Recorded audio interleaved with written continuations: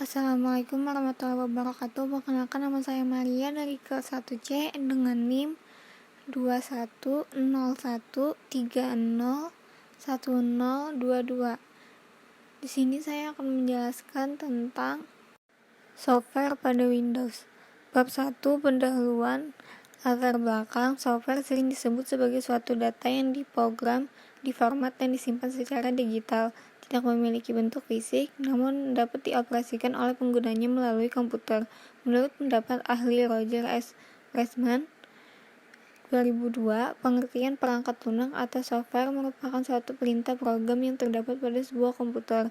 Pembuatan software sendiri memerlukan bahasa pemrograman yang ditulis oleh seorang pemrogram, lalu selanjutnya akan dikompilasi dengan aplikasi compiler sehingga menjadi kode yang dapat dikenali oleh mesin hardware atau perangkat keras komputer PC. Perangkat lunak seperti Windows atau Linux bisa dibilang sebagai nyawa dari komputer, di mana tanpa menginstal sistem operasi tersebut maka komputer tidak dapat berjalan. Manfaat dan tujuan untuk menambah wawasan pembaca dan juga saya mempermudah pembaca dalam memahami tentang software pada Windows untuk memenuhi tugas pada mata kuliah sistem operasi. Bab 2, pembahasan jenis-jenis perangkat lunak. Di antara teknologi informasi yang hampir di setiap tempat kita temukan adalah komputer. Sekarang komputer sangat berkembang pesat. Hampir setiap tahun komputer selalu mengalami perkembangan.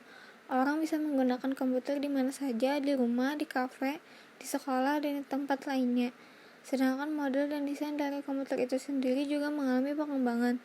Dulu apabila orang ingin menggunakan komputer, maka hanya bisa di kantor atau di rumah. Kalau sekarang mereka bisa menggunakan komputer tersebut di mana saja yang mereka inginkan.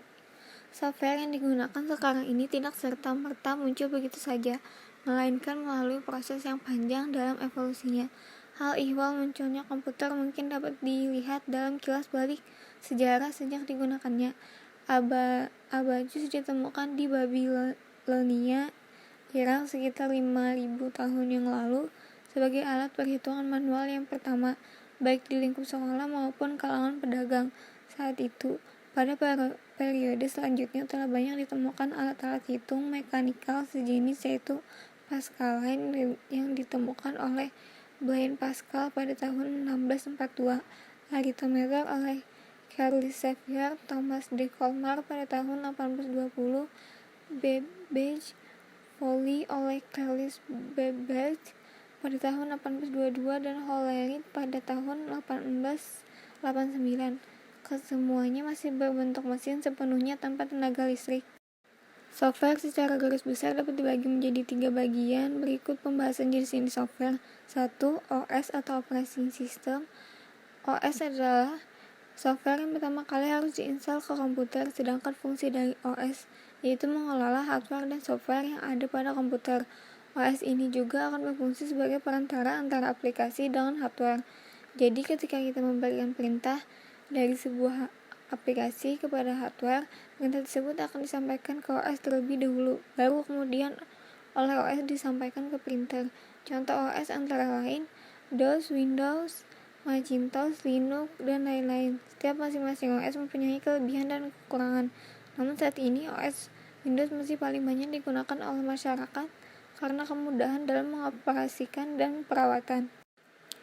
2. Aplikasi atau program. Software ini dibuat untuk tujuan tertentu. Maksud lain penciptaan software ini adalah untuk mempermudah pekerjaan manusia. Sekarang ini sudah banyak aplikasi yang membantu pekerjaan manusia.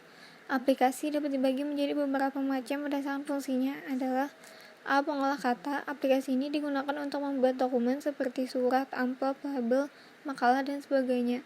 Contoh aplikasi ini antara lain Microsoft Word, OpenOffice, Writer, dan sebagainya. B. Pengolah angka. Aplikasi ini digunakan untuk mengolah angka dalam bentuk tabel dan grafik. Contoh aplikasi ini antara lain Microsoft Excel, OpenOffice, Calculator, Lotus, dan sebagainya. C. Pengolah presentasi. Aplikasi ini digunakan untuk membuat presentasi. Contoh aplikasi ini antara lain Microsoft PowerPoint, OpenOffice Impress, Macromedia, Flash, MX, dan sebagainya. D. Pengolah gambar. Aplikasi ini digunakan untuk membuat presentasi. Contoh aplikasi ini antara lain CorelDRAW, Adobe Photoshop, dan sebagainya. Perlu diketahui juga bahwa sebuah aplikasi biasanya hanya ditujukan untuk OS tertentu atau hanya mendukung OS tertentu. Contohnya Microsoft Office yang hanya bisa diinstal di OS Windows, tetapi ada juga aplikasi yang bisa diinstal di Windows maupun Linux. 3 bahasa pemrograman software ini digunakan untuk membuat aplikasi. Pengguna aplikasi ini biasanya disebut dengan programmer. Jenis-jenis bahasa pemrograman antara lain bahasa assembly, bahasa Fortran, dan bahasa generasi keempat. Bahasa jenis ini lebih mudah dipahami karena menggunakan bahasa manusia seperti bahasa Inggris. Contoh software ini Visual Basic, Visual Pro, Java, dan sebagainya. Perangkat lunak berbayar dan bebas. Software atau perangkat lunak komputer berdasarkan distribusinya dibedakan menjadi beberapa macam, yaitu software berbayar, software gratis atau freeware, free software, shareware, atau adware. Berikut penjelasannya. Software berbayar merupakan perangkat lunak yang didistribusikan untuk tujuan komersil. Setiap pengguna yang ingin menggunakan atau mendapatkan software tersebut dengan cara membeli atau membayar pada pihak yang mendistribusikannya. Pengguna yang menggunakan software berbayar umumnya tidak diizinkan untuk menyebarluaskan software tersebut secara bebas tanpa izin ada penerbitnya. Contoh software ini berbayar ini misalnya adalah sistem Microsoft Windows, Microsoft Office, Adobe Photoshop, dan lain-lain. Freeware atau perangkat lunak gratis adalah perangkat lunak komputer berhak cipta yang gratis digunakan tanpa batasan waktu, berbeda dari shareware yang mewajibkan penggunanya membayar atau misalnya setelah jangka waktu percobaan tertentu atau untuk memperoleh fungsi tambahan. Para pengembang perangkat gratis seringkali membuat perangkat gratis freeware untuk disumbangkan kepada komunitas, namun juga tetap ingin mempertahankan hak mereka sebagai pengembang dan memiliki kontrol terhadap pengembangan selanjutnya. Sebuah contoh utama adalah Swift Browser dan Mail Client dan Mozilla News juga didistribusikan di bawah GPL atau Free Software. Free Software lebih mengarah kepada bebas penggunaan tetapi tidak harus gratis. Pada kenyataannya, namanya adalah karena bebas untuk mencoba perangkat lunak sumber terbuka atau open source, dan di sanalah letak inti dari kebebasan. Program-program di bawah GPL sekali diperoleh dapat digunakan, disalin, dimodifikasi, dan distribusikan secara bebas. Jadi, free software tidak mengarah kepada gratis pembelian tetapi penggunaan dan distribusi. Perbedaan yang nyata antara free software dan freeware konflik muncul dalam arti kata free dalam bahasa Inggris yang berarti keduanya bebas dan gratis. Oleh karena itu, dan seperti yang disebutkan sebelumnya, free software tidak perlu bebas sama seperti freeware tidak harus gratis. Shareware juga bebas tetapi lebih dibatasi untuk waktu tertentu. Shareware adalah program terbatas atau dengan menggunakan batas waktu yang ditetapkan, misalnya 30 hari. Dengan demikian memberikan pengguna kesempatan untuk menguji produk sebelum membeli dan kemudian membeli versi lengkap dari program. Sebuah contoh yang sangat jelas dari tipe ini adalah perangkat lunak antivirus. Perkembangan perangkat lunak. Perkembangan pembuatan perangkat lunak. Dari perkembangan perangkat lunak, kita bisa membayangkan bagaimana perkembangan interaksi manusia dengan perangkat lunak. Bentuk paling primitif dari perangkat lunak menggunakan aljabar Boolean yang dipresentasikan sebagai binary digit atau bit, yaitu 1 atau benar atau on atau 0, salah atau off. Cara ini sudah pasti menyulitkan sehingga orang mulai mengelompokkan bit tersebut menjadi nibble 4 bit, byte 8 bit, word 2 bit, double word 32 bit. Kelompok bit ini disusun ke dalam struktur instruksi seperti penyimpanan, transfer, operasi aritmatika, operasi logika, dan bentuk bit ini diubah menjadi kode-kode yang dikenal sebagai assembler. Kode-kode mesin sendiri masih cukup menyulitkan karena tuntutan untuk dapat menghafal kode tersebut dan format atau aturan penulisannya yang cukup membingungkan. Dari masalah ini kemudian lahir bahasa pemrograman tingkat tinggi yang seperti bahasa manusia atau bahasa Inggris. Saat ini pembuatan perangkat lunak sudah menjadi suatu proses produksi yang sangat kompleks, dengan urutan proses yang panjang dengan melibatkan puluhan bahkan ratusan orang dalam pembuatannya. 2. Evolusi perangkat lunak era pioner.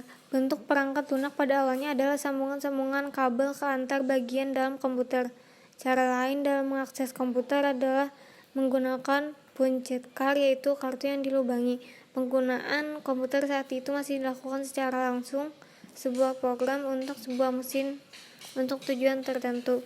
Era stabil. Pada era stabil, penggunaan komputer sudah banyak digunakan, tidak hanya oleh kalangan peneliti dan akademi saja, tetapi juga oleh kalangan industri atau perusahaan. Perusahaan perangkat lunak bermunculan dan sebuah perangkat lunak dapat menjalankan beberapa fungsi. Dari ini, perangkat lunak mulai bergeser menjadi sebuah produk. Baris-baris perintah perangkat lunak yang dijalankan oleh komputer bukan lagi satu-satu, tapi sudah seperti banyak proses yang dilakukan secara serempak atau multitasking.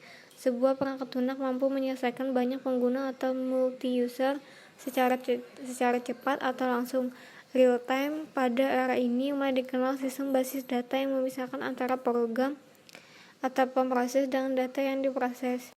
Era mikro. Sejalan dengan semakin luasnya PC dan jaringan komputer di era ini, perangkat lunak juga berkembang untuk memenuhi kebutuhan perorangan. Perangkat lunak dapat dibedakan menjadi perangkat lunak sistem yang bertugas menangani internal dan perangkat lunak aplikasi yang digunakan secara langsung oleh penggunanya untuk keperluan tertentu. Otomatisasi yang ada di dalam perangkat lunak mengarah ke suatu jenis kecerdasan buatan.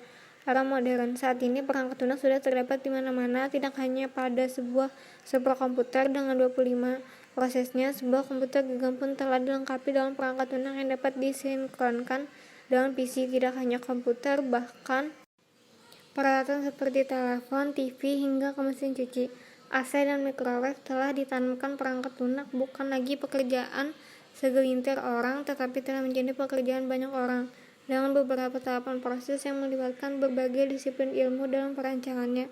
Tingkat kecerdasan yang ditujukan oleh perangkat lunak pun semakin meningkat. Selain permasalahan teknis, perangkat lunak sekarang mulai bisa mengenal suara dan gambar. Dari penjelasan di atas dapat disimpulkan bahwa dalam menjalankan sebuah komputer, kita perlu memahami dan menguasai apa itu software atau perangkat lunak, serta bagaimana cara mengoperasikannya agar sebuah komputer dapat bekerja maksimal dalam membantu tugas manusia. Software atau perangkat lunak adalah sekumpulan data elektronik yang disimpan oleh komputer. Itu dapat berupa program atau instruksi yang akan menjalankan suatu perintah. Software juga berarti program komputer yang berfungsi untuk melakukan tugas-tugas khusus, seperti membuat dokumen, memanipulasi foto, membuat laporan keuangan, atau merancang rumah. Secara garis besar, perangkat lunak dibagi menjadi 3, yaitu OS atau operasi sistem, aplikasi atau program, dan bahasa pemrograman. Sekian, wassalamualaikum warahmatullahi wabarakatuh.